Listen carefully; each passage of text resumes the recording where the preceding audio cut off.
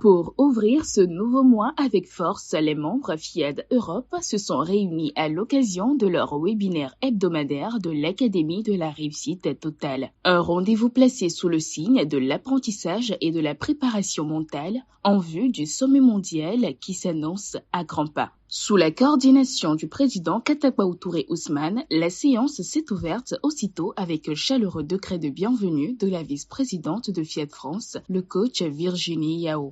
Cher ambassadeur, grand coach, chers invités, je vous retrouve avec joie sous cet arbre impalable européen. Aquaba, merci d'avoir fait le choix de nous honorer de votre présence ce soir. Je me sens particulièrement aimée, reconnue, importante et appréciée de pouvoir vous dire ces quelques mots pour vous décréter la bienvenue. Le thème central qui nous réunit ce soir est le pouvoir de la générosité. Afin de décortiquer ce thème sous toutes les coutures, je vous invite à prendre place afin d'écouter les merveilleuses créatures de Dieu qui vont nous exhorter et nous aider à faire un pas de plus vers notre transformation certaine.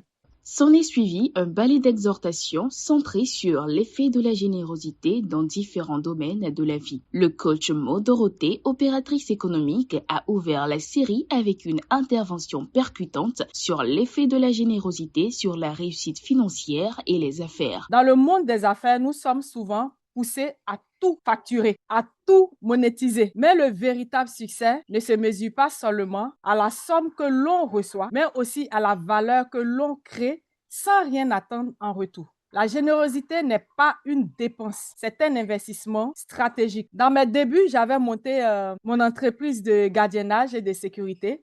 Nous avons été déposer notre candidature dans un dépôt de boissons. Le prospect nous a demandé de mettre à sa disposition un agent cynophile, c'est-à-dire un maître chien, un ADS, qu'il paierait à 120 jours fin de mois. On va essayer, tout en sachant que c'était le premier contrat qu'on devait démarrer. Mon associé me demande, mais comment allons-nous payer les agents à la fin du premier mois si on doit nous payer sur 120 jours? Je lui ai dit, on verra. Pendant qu'on prestait à 0 € le mois, il nous a encore demandé de surveiller gratuitement le parking d'un grand événement local. Mais à cet événement, il y avait des personnalités, mais à couper le souffle.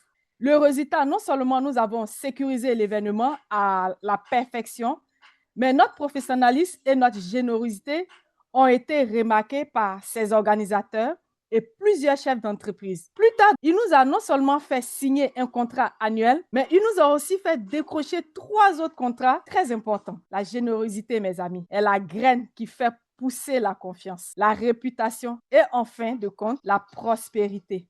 Puis le coach Traoré Sibi Hayat, psychothérapeute, a démontré avec clarté comment la générosité influence la réussite professionnelle. Celui qui partage son savoir, qui aide sans attendre, qui célèbre les autres au lieu de les craindre, devient naturellement une référence. On le respecte, on le recommande, on le suit. La générosité crée un champ magnétique autour de soi. Les opportunités s'y déposent, les talents s'y rassemblent, les portes s'y ouvrent. Professionnellement, la générosité est un accélérateur d'évolution. Il y a quelques années, je travaillais dans une entreprise et j'étais celle qui me donnait le plus, mais avec générosité. Et mes collègues s'étonnaient toujours du fait que quand il y avait des primes, des augmentations, des bonus et tout, j'étais celle à qui on ne pensait pas. J'étais celle qui toujours était là pour former les gens qui arrivaient. Mes collègues se plaignaient, toi on te donne jamais rien, mais tu es toujours là pour les autres, pourquoi? Je dis, ma récompense appartient à Dieu. Finalement, je demande une mutation,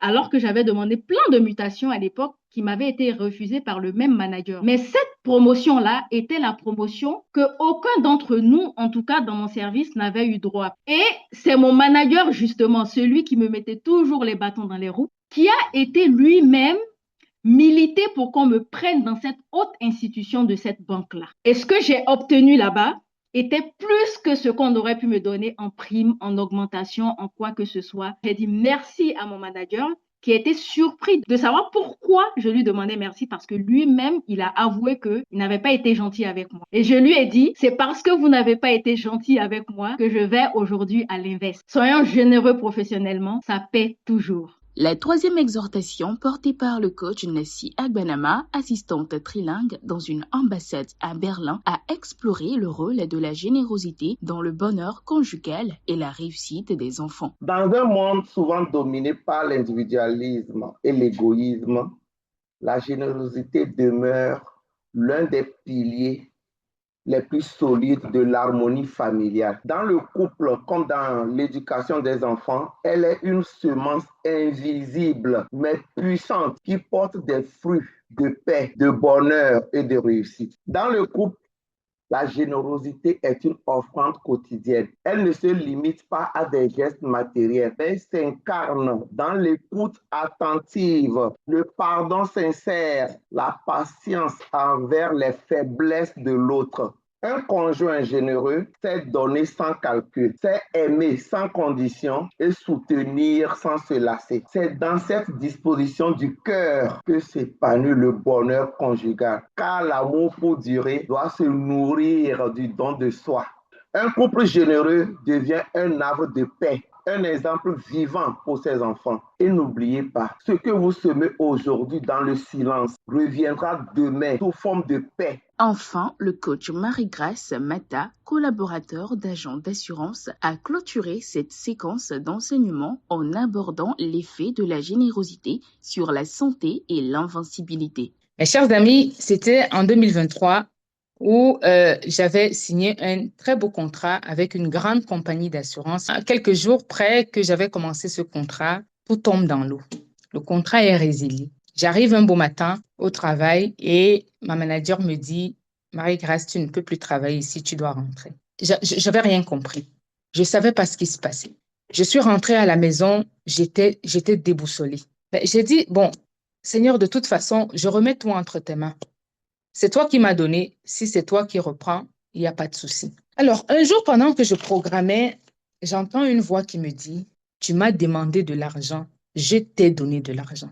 Qu'est-ce que tu ne comprends pas? » Je suis allée voir un avocat. Nous sommes en 2023. On entame 2024 lorsque cet avocat passe le dossier à un autre avocat spécialiste dans le droit du travail qui lui dit « Non, tu n'as pas tout vu. Il y a ça, il y a ça, il y a ça, il y a ça que Marie-Grâce doit avoir. » Lorsque Dieu dit qu'il m'a donné de l'argent, qu'il a ouvert les écluses du ciel pour moi, vous ne pouvez pas imaginer le montant. Je ne savais pas que j'avais planté, j'avais sémé une graine qui aujourd'hui me revient à plus de, je ne sais pas comment le dire, s'aimer avec tout le cœur. Que ce soit en amour, dans le pardon, dans le temps, coach Nati vient de le dire, et donner sans attendre rien en retour. À l'issue de ces interventions riches en contenu, les avis, apports et commentaires ont été recueillis. Les vibrations de chacun ont ensuite été élevées à travers l'atelier de programmation dirigé par le coach Fabienne Dossou, assistante médicale. Ma conscience de l'esprit en moi, en tant que ma source illimitée, a le pouvoir divin de restituer les années perdues. Cette soirée s'est conclue de la plus belle des manières avec un showtime qui n'a laissé personne indifférent. Rendez-vous la semaine prochaine.